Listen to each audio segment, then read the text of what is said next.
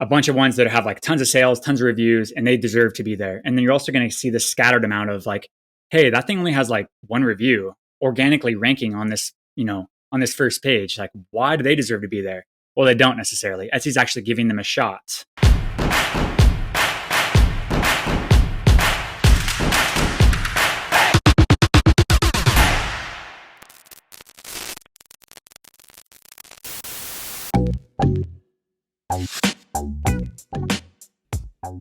Hey guys, this is Andrew Erickson, your host as always of the Amazon Conversations podcast. And today we're talking about not just Amazon, but Etsy. And Etsy is, of course, I think most of you guys know, it started out as a handmade website, but now they've expanded out into a lot more stuff. And I actually have one of my really good friends, Cody here, who's with me, who is the CEO and founder of Everbee, Everbee.io, which is it's an Etsy analytics tool. Cody, thanks so much for being here. Man, happy to be here, Andrew. Thanks so much for having me on. I appreciate it. Yeah, super exciting. It's funny. We actually met at a real estate meetup like 5 years ago, right? Yeah, that's right. It's crazy. Time flies by so quick. You told me, I remember you were like, oh, I have a bunch of real estate in Phoenix and flipping houses in San Diego and all these other things like that. And I was like, that's so cool. And you were like 27 or something, or 20, or you looked like you were in your mid 20s. And I was like, oh my God, how does this guy have like multiple houses and everything? I appreciate that. Yeah, that was cool. It was fun. It was a fun, like 4 or 5 year journey in real estate. And yeah, it wasn't Phoenix. It was Yuma. We owned some multifamily in Yuma, and then we were doing some fix and flips in San Diego. And yeah, that was kind of like the thing that we dove into for a while, which was super cool. Nice. And then the fun thing is that we started talking, and I'm like, oh, Cody, you're so cool, this real estate thing. And then you were like, Andrew, you're so cool with the e-commerce thing. I'm like, right. You teach me about real estate, and I'll teach you about e-com. And then we kind of like, it's all grown up since then. It's been really fun. Yeah, since then you've like been investing in real estate yourself, and then obviously we've done the e-commerce thing, and then that's kind of like branched out to like software and like. But yeah, we've definitely blossomed like kind of together, but like kind of separately, I guess, in a way. But it's been super fun to kind of like watch both of our journeys. Yeah, man, it's been fun. So You have a super cool tool that I love called Everbee. Give us a little intro on what Everbee is and what it does. Yeah, man, thanks. It's been super fun. Everbee is the best Etsy product research tool there is for Etsy sellers, right? So if we're specifically looking for products that are in demand or trending on Etsy.com, they go to Everbee to figure out, what are those products? What kind of revenue are they bringing in? To validate, which products are actually selling on the platform. So it's exciting. Oh, I love that. That's so cool. And I love Etsy. And the longtime listeners might know that I actually started on Etsy. That was my very first platform. I handmade, it was like a kind of a wooden map thingy. Actually, for the video watchers, I have a wooden map behind me. I didn't sell that, but I sold something kind of similar to that.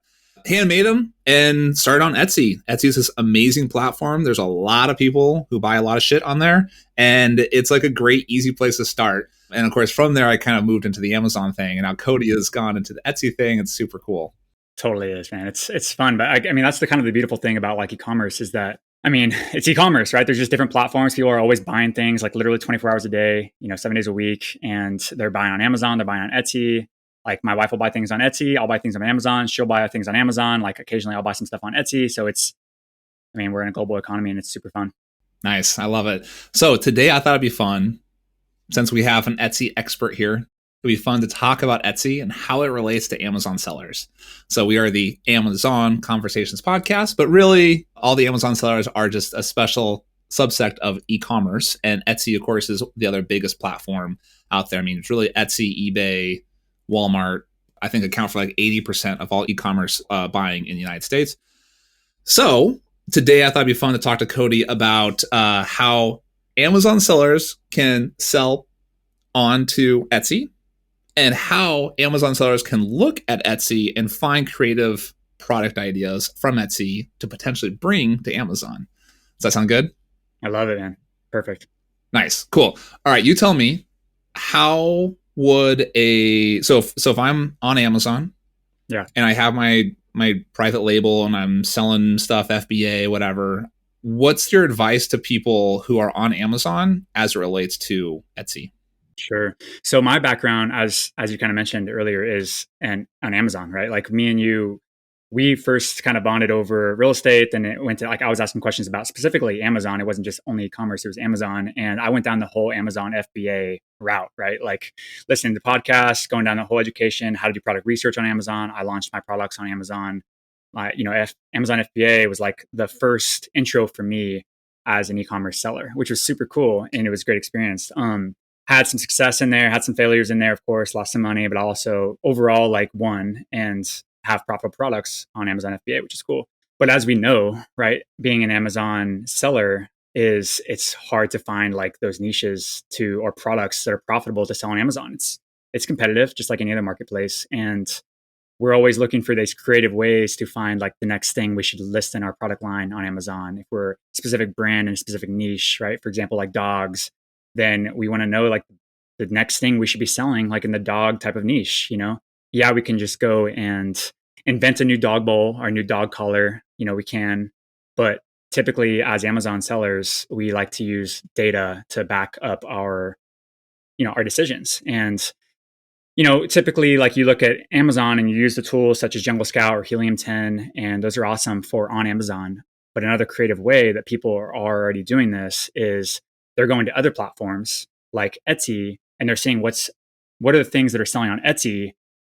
And knowing that e-commerce is not that different across all platforms, they take those product ideas, they make them maybe a little bit 20%, 30% different, make them better, and then they sell them on Amazon, where the volume of the sales velocity is much higher. So it makes sense, right, to actually source product ideas, validate product ideas from Etsy, and then take them and sell them on Amazon. Like we see this strategy happening, and it makes total sense why people do it. Nice. I love that. And that's actually a strategy we've used quite a bit, especially with our last brand, our new brand too. We do this too. But because we made stuff that actually sold well on Etsy. In fact, like I said, the first things that I had sold ever were actually sold first on Etsy. So I got familiar with that platform, and I thought, okay, great. Well, it worked well on Etsy. Let me try on Amazon. Cool. It worked well on Amazon. What else can work well? And since I was already in that niche, kind of found more products in that same niche that worked well. That was the brand that we sold for our 7-figure exit. Actually, a lot of those product ideas came from Etsy. So yes, it's real. It totally works. Totally, man. I think it's such an underutilized strategy. That's kind of the cool thing about it, right? Is like, that's the opportunity, I guess, as an Amazon seller, is this strategy is not used widely by the YouTube world, by the podcast world. It's not really taught because, to be honest, there's not a lot of Etsy tools out there to let you like source validated product ideas off of Etsy until Everbee, right? So that's the opportunity that we have here in 2022. And it's something that makes sense, right? Like if we all know that Amazon dominates the e-commerce world, we know this, right? But Etsy, like you said, is not far behind. And I take a product that does $10,000 in revenue on Etsy. You take that same product and you probably put it on Amazon. Like we all know, I don't anecdotal data, right? But we know it's probably going to be double, triple, quadruple. I don't really know, but the volume is so much higher, right, on the number of searches and sales velocity. So it certainly makes sense to implement this into your strategy. Yeah, and the thing is that generally, because you get like you said, there's 3x, 5x, 10x, whatever the number is, you get economies of scale. So I did make these things by hand, but then I stopped making them by hand and I used other people's hands, right, to do it. Yep. And so the nice thing is if you if you make one at a time, each piece costs $20. If you make 1,000 at a time, it costs $5, right? And so at that price break, at that economies of scale, you can offer the product at a lower price and still have a really healthy profit margin. And imagine something that's selling multiple, $10,000 on Etsy or even $1,000 on Etsy. If you drop that price in half and market it well on Amazon, you would be potentially 10x, 20x that, because you're able to reduce the price and offer the same awesome product. Exactly. Also, like the economies of scale of using Amazon too. It's like the whole FBA thing, the 2-day shipping, like that really only happens at scale. Absolutely. Yeah, it's a huge opportunity, man. It's pretty exciting to see people actually execute the strategy. And yeah, again, it's a big opportunity for people that they need to implement. So what kind of revenue are people doing on Etsy? I know obviously it depends and it's all over the place, but if you just typed in some random word like dog toy or back scratcher or custom t-shirt or something, like what I don't know, people on the first page? I know, sure, it depends a lot, but like what kinds of revenue are people doing? Sure. Yeah. I mean, it depends on the niche, of course, right? Etsy is not a very price sensitive platform. I think anybody that's, knows Etsy, like it's not as price sensitive as Amazon. So that's one of the advantages of selling on Etsy is that people don't really come there for a cheapest price. They just come there for sometimes a personalized gift. Sometimes they come there just because they want to support smaller businesses, and Etsy kind of is smaller business compared to Amazon sellers. But a print on demand, listing that does well, will bring $3,000 to $6,000 per month in revenue. That's one that's executed pretty well. And then you have like a Montessori. I just looked this up the other day for one of our users was kind of in the Montessori and nursery niche, and they have this, a crib or a gate toy thing, Montessori, and sells $10,000 a month on Etsy, right? So that's not that uncommon to see either. Obviously, higher priced items are a little better on Etsy, it seems like, just due to the fact that the velocity of sales is less. So typically, higher priced items seem to do better on Etsy. I mean, certainly people are successful by selling a $4, SVG or digital product or digital template, but it takes a lot more sales velocity to, get a higher revenue amount. Nice. And so Everbee tells us all the revenue and like the like analytics tools that we could use that data to kind of figure out what works well there, right? Yeah, exactly. So you think of it like Helium 10 or Jungle Scout for Etsy. That's kind of the way that I would probably describe it. It's what some of our customers describe it as. It's a little bit different. Like it's what Everbee shows is estimated revenue, estimated monthly sales, and estimated monthly revenue for each specific listing.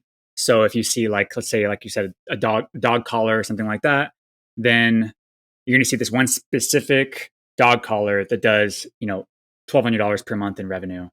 And that's like our estimations. And you'll be able to take that information now and then say, oh, wow, there's not really a dog collar selling like this on Amazon or like this color or this variation or something like that.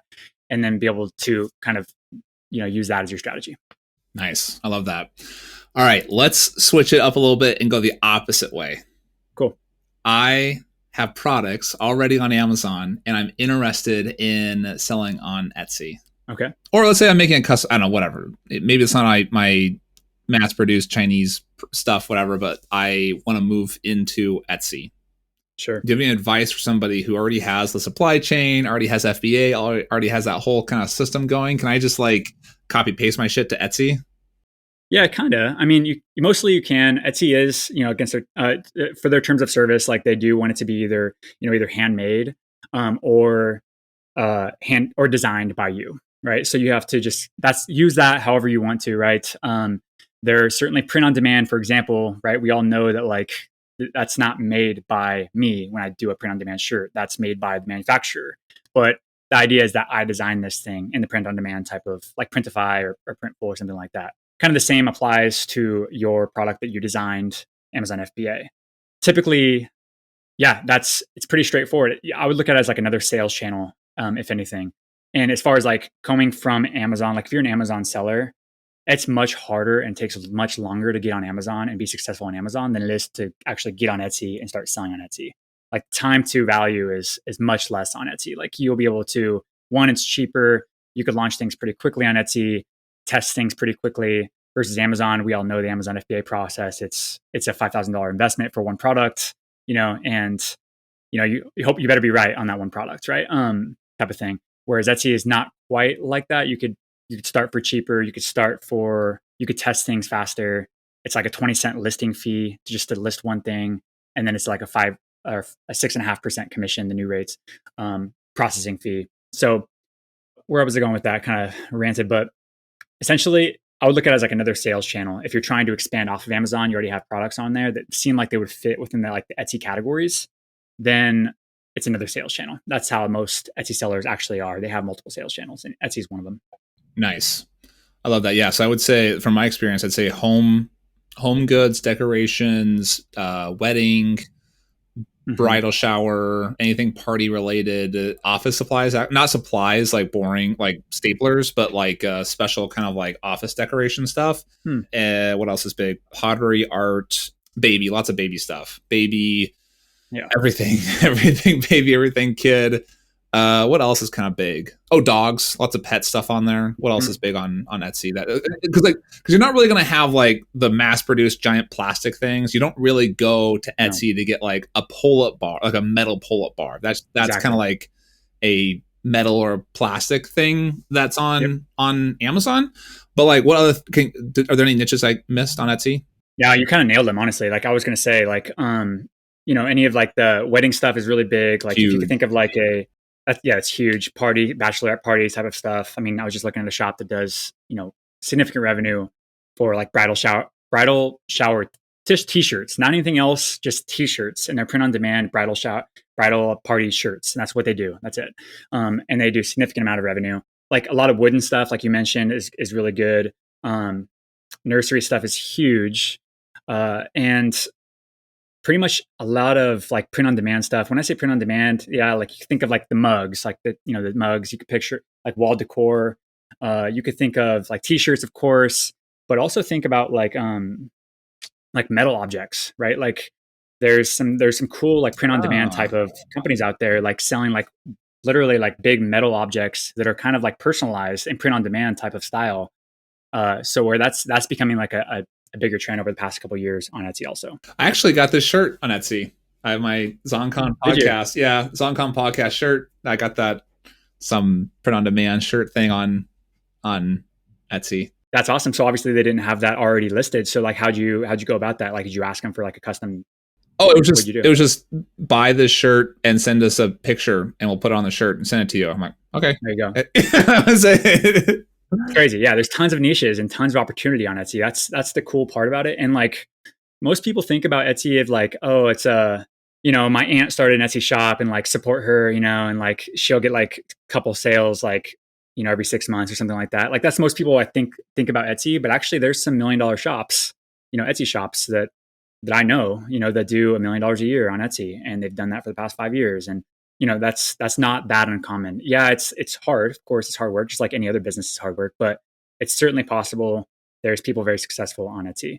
I every time anybody upgrades to like Everbee's, paid plan, I always invite them to a Zoom call, so I can just kind of like hear their story. I can hear, obviously, I get to hear about like what Everbee does, great, and what how we can improve it. One of the main things that I'm asking is like, hey, how are your sales been like over the past X amount of years? And I get to hear this data from them. And I pretty often I hear, hey, like I did $300,000 in revenue last year, or hey, I did $150,000 in revenue the past 3 years. There's successful shops definitely on Etsy, and it's pretty cool. And the majority of them always use data to back up their decisions. So that's kind of right in line with Everbee, of course. Nice. Okay, so I'm convinced. Let me list my stuff on Etsy. Mm-hmm. How on Amazon we talk all day, every day about how to optimize our listing, and then how to do a launch, right? And a launch is a very algorithmic marketing plan. We do a pricing thingy, we do a coupon thingy, we do an advertising thingy. We used to do search, find, buy, the rebate thingy, but we technically can't do that anymore. Maybe do an influencer thing. Like there's all these different ways to like launch, and there's kind of a procedure on how you go about like you get 10 sales and you get 20 sales and you get 100 sales and you get like 20 reviews and then you're golden. You've launched, right? Yep. Does that exist on Etsy? Yeah, it's a great question. I get this question like occasionally it'll pop up. So I'll just say like when you are an Amazon seller going to Etsy, you immediately have an advantage. That's what I've noticed from my personal experience and also from folks that I talk to. You have an advantage because Amazon, like I said, is just harder. In my opinion, it's harder to rank. It's more expensive to rank. You have to learn like obviously like all the things you just mentioned, like keyword optimization, optimizing keywords and title. Obviously, the back end of your listing and stuff like that. Etsy makes that way easier, it seems like to me. And if you apply what you actually have already done in Amazon and you apply it to an Etsy listing, you're going to be like top 2% of sellers just right off the bat, just because the majority of sellers right now aren't doing this. And we're trying to educate, existing sellers to do this, but really as an Amazon seller, that's one of the opportunities that you will be able to just capture just an opportunity right there. Now, in regards to ranking strategies and things like that, this is where I feel like another part of the opportunity is. Etsy is fairly up and coming, right? It's not like so people haven't been crushing it on Etsy like they have been on Amazon for many years, right? They grew a lot significantly in COVID, and yeah, they were growing, for the past 10, 7 years, something like that, pretty consistently. But really, like there hasn't been a lot of strategies, built in for Etsy sellers quite yet, and this is where the opportunity I think is, because these ranking like type of systems, like these ideas, like how do I get my thing to rank on the first page in X amount of days, these really haven't been really tested out properly quite yet. And I think as soon as they do, I think that's where the market is going to probably mature more. But that's the opportunity for an Amazon seller right now, is to take some of those strategies, apply them to Etsy, and just figure out if it works for you. Based on what I have learned, it's very anecdotal data, but Etsy is just like Amazon in a lot of ways, right? They want to sell more of your product so they can make more commissions on your product, right? It's not any different than Amazon in that way. The one thing that is different is Etsy uses a rotation. It seems they use like kind of a rotation. So if you launch like a t-shirt today, Etsy is going to, and then the main search phrase is t-shirts for women or something like that, right? A high demand search term. And yours a woman t-shirt. Likely just because you list it, Etsy is going to try to rotate that onto the first page for a specific period of time. Now, how long that sticks on that first page, that's to be determined by your conversion rate and how well the market actually receives your product. But anyway, there's a lot of opportunity and there's a lot of things to be tested. So it's pretty cool. So they rotate, like, is it like egalitarian? Everyone gets a shot at it, and then everyone kind of gets an equal share, or there's got to be a way to win, right? Like cool, yeah. Like I kind of get my chance to shine. Like I get on stage for like a day, right? So I get my stage day, right? I'm top ranked for women's t-shirts or something, right? For an hour or for a day or something, right?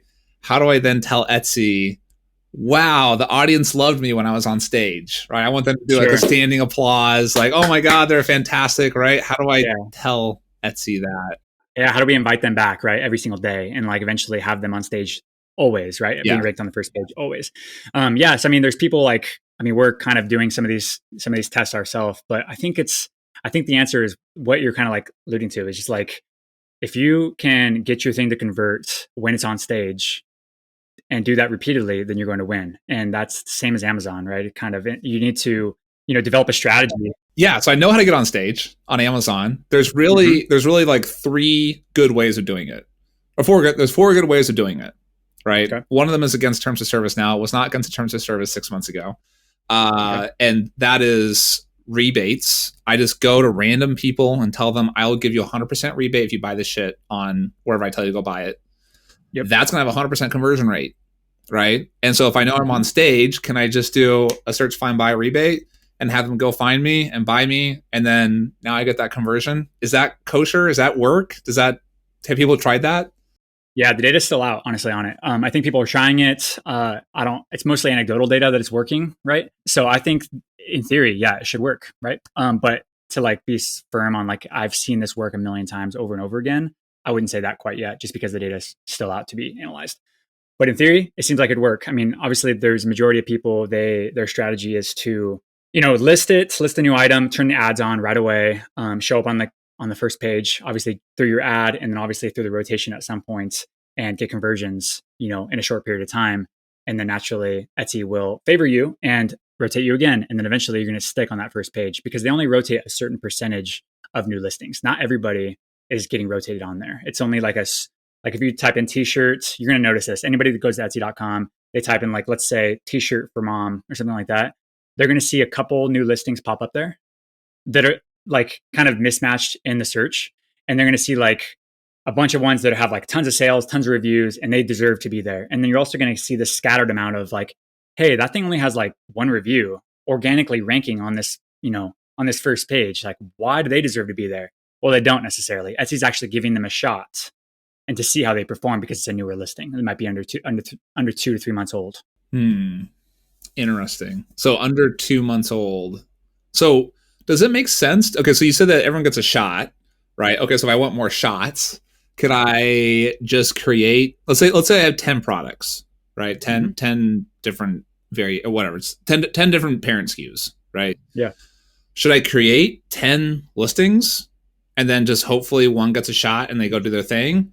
Or I could create 10 listings per each SKU and just call it like, Andrew's hair gel, and then hair gel with Andrew, and Andrew's gel for hair, right? Yep. And just have literally the same exact product, just listed 10 different times. At this exact moment, I see your question. At this exact moment, you can do that. And there's literally strategies built around that. Like they have one hair gel in your case, right? Hair gel. And maybe we should use a handmade product probably, or like some sort of Etsy product, right? Like a nursery blanket, baby blanket. Okay, there you go. Right. And they take a baby blanket and they'll copy that listing, create another one, exact same listing, and they will change maybe the main image just because, or maybe they'll keep it the same. They don't have to. And change the title up, like you said, a little bit, change the tags up a little bit so it necessarily doesn't compete with each other so much. And they do that 10 times. In theory, you can do that. And their strategy is built literally around doing that. Is that the strategy? Like, do we do it 10 times or like 3 times or like 100 times? Yeah. I think the strategy so far, it seems like based on like successful users so far has been like copy it 5 times and put it on there. Because Etsy doesn't really seem to be using like Amazon, we have like an ASIN, right? You have an ASIN that you can't it doesn't benefit you. It kind of hurts you to like copy and duplicate the listing, things like that.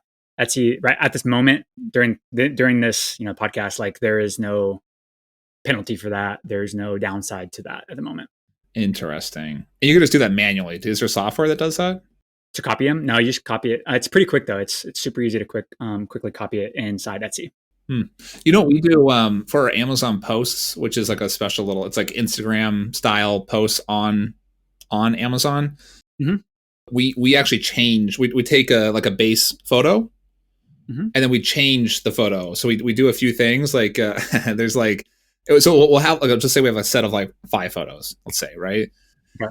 So you take those 5 photos and you set like 2, maybe like 4 different crops.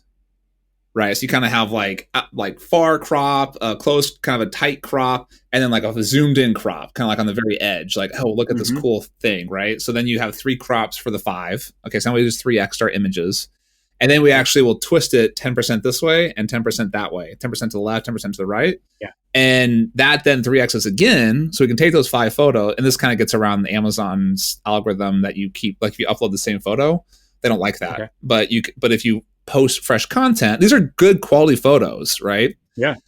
But they're fresh content algorithmically because they're the same image but cropped and twisted. And so we can actually take these 5 photos that are perfect. They're still great photos. All the things are great. It's all good content. It just gets past Amazon's like algorithm to like check for duplicates. Mm-hmm. And then we now have 10, or actually we have 3 times 3. So we have 9 extra. So we take 5 and turn it into 45, right? Yep. It works. Right? Works for Amazon posts as it works right now. Oh, also, if it makes sense, there's no text, you can flip it too. You can do like the, like a horizontal invert, right? There's no text. Obviously, if you have text, it looks stupid, but so you can do that. I'm with you. Yeah. I get that. Yeah, I can see the value in that. And honestly, like Etsy, there's no requirement to change the image. That's the kind of the crazy part about it. It's like, okay, you don't have to there you go. I'm overthinking it then. I don't need to do that. Yeah. That's where we post the same thing. Yeah, you don't even have to do that. It's really like you could literally copy the same listing if you want over and over again. Now, I don't know if there's much upside to that because I don't know how much you're going to be actually competing with the same listing for like the SEO type of stuff. But overall, like in theory, you could do that. Okay, that's interesting. So, but it costs 20 cents to list something, right? Correct. So you wouldn't want to do this like times 1,000 because then you would be paying $200 in listing fees and probably isn't worth it at that point. But okay, let's go with that. The 5x. I like the 5x. That's a good that's a good nugget right there. If you're on Etsy, you're doing the Etsy thing, just try 5xing your catalog, see what happens. Or you just take one listing that's doing like pretty well and like 5x, or maybe one that's doing like okay, 5x it and see if you do more than okay with that okay listing. Sure. There you go. That's a golden nugget. Yeah, I like that. I mean, the way that you could also look at it too is, the cool thing about Etsy versus Amazon is Amazon, like the images, tell me if I'm wrong, but the images, you have to have like white background, like has to be standard, whatever you have in the image, like you have to be selling that one thing. So you can't have like 2 coffee cups if you're actually selling one. If you can't have like a little badge on there that says fast free shipping from the USA, right? You can't have any of that. Yeah, technically. Yeah. On Etsy, all of it at the moment, it's all fair game. So you can literally if you're decent at marketing, if you're decent at actually, driving a higher click-through rate using like a better main image, then you have a huge advantage on Etsy, because you could literally say, if you have fast shipping, you can actually put a badge on there that says fast shipping. And if you have, 100% like cotton, for example, and that's an advantage for whatever thing, right? You put it on there in its text, and you could also have the image on there. If you want to have, 5 coffee mugs in your picture, even though it's just, selling one, you can do that too. So there's a lot of, you can play with some things to increase your click-through rate to actually get people into your listing on Etsy, versus you can't really do that on Amazon. A big advantage you'd have if you're selling from Amazon and fulfilling from Amazon would be that you could offer 2-day shipping for a fairly affordable price. Mm-hmm. And that would be a great, speaking of adding badges, you could say, free 2-day, 3-day shipping. I always say free 3-day shipping, because there's always some like weird I don't know. There's always something that like doesn't quite connect. And that gives me an extra day to kind of like make sure. And you know what? Worst case scenario, I under promise and over deliver, right? Yeah, that's great. I love that. So, so in terms of, again, focusing on marketing and how to rank on Etsy, keywords. How do we know keyword shit on Etsy? Yeah.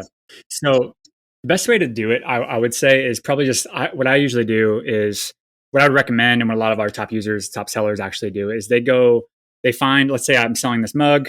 Instead of like trying to do a bunch of like crazy research on like the best mug keywords, they could literally go to Everbee. They type in mugs in the search bar. They can pull analytics on the top selling mugs, right, on Etsy on the first page of main page. They could sort it by revenue. And then what I would personally do is I'd probably just copy all the tags, literally all the keywords of that top listing, and actually just use that, copy their homework, right, and put it into your listing.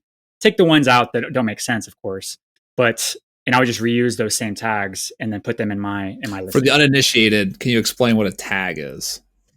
Oh, I'm sorry. Yeah. So I don't know what you call it in Amazon.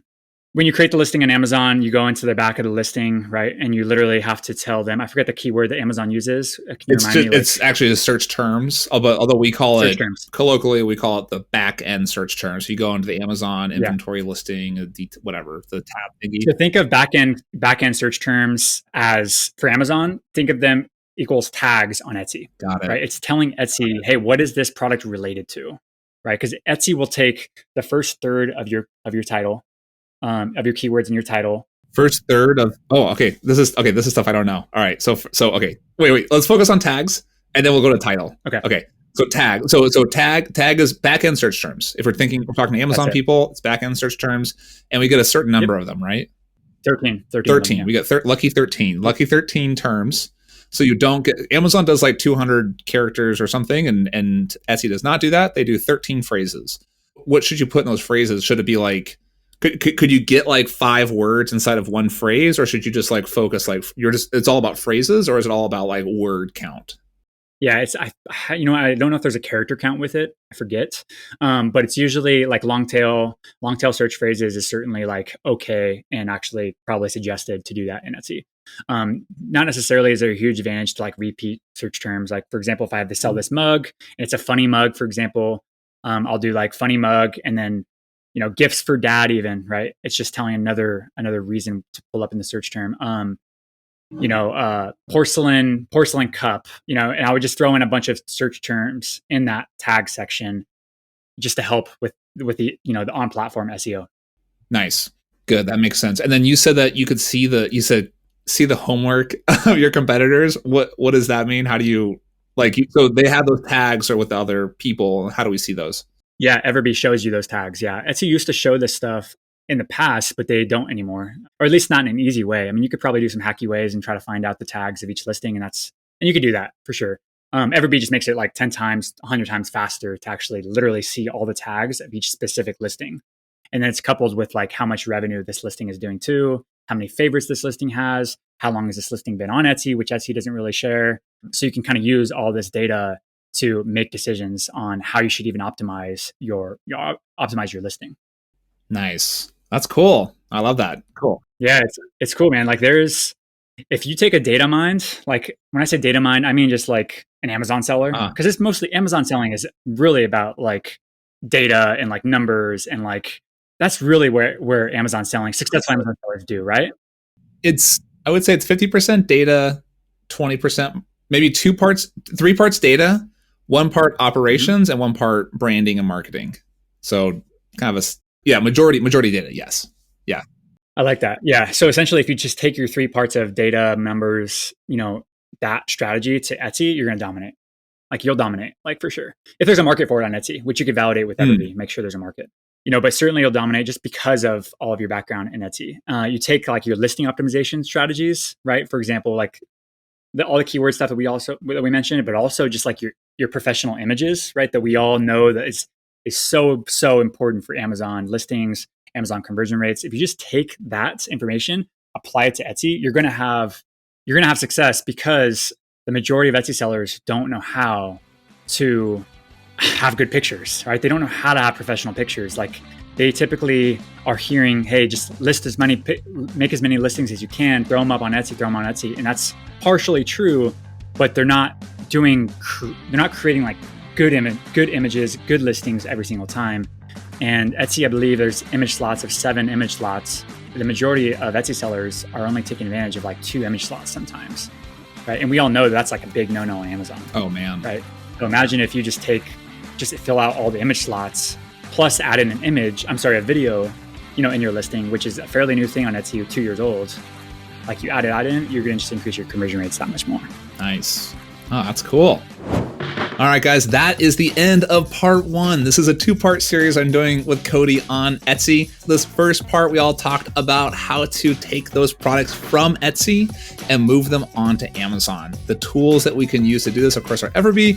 Awesome tool. I love it. We have a special discount for you. If you go to zongconpodcast.com/Everbee, you will get a 25% off of the paid plan. But the cool thing is that we actually have a lot of free options for you. So Cody, tell us, how do those all the different structures of plans work? Yeah, absolutely. So Everbee is a free tool. So we have a free plan, which we call it our hobby plan. It's $0 per month, no credit card required. Literally, you can go in there and mess around with it right now and see it. And then we also have a pro plan, which is like $7.99 per month. And that's 30 searches, like 30 analytics, per month that you can take advantage of. And then if you want to like unlimited everything, if you want to be able to like literally have no restrictions on anything at all, the tags, the products, validations, the revenue, everything unlimited, then you have our growth plan, which is $30 a month. And again, that's unlimited everything. So as you were kind of mentioning, there's a special offer for your listeners that we kind of put together, and it's 25% off of the growth plan, either the monthly plan or the annual plan. And they could jump in there and have unlimited everything for 25% off. So take advantage of it. Love it. Nice.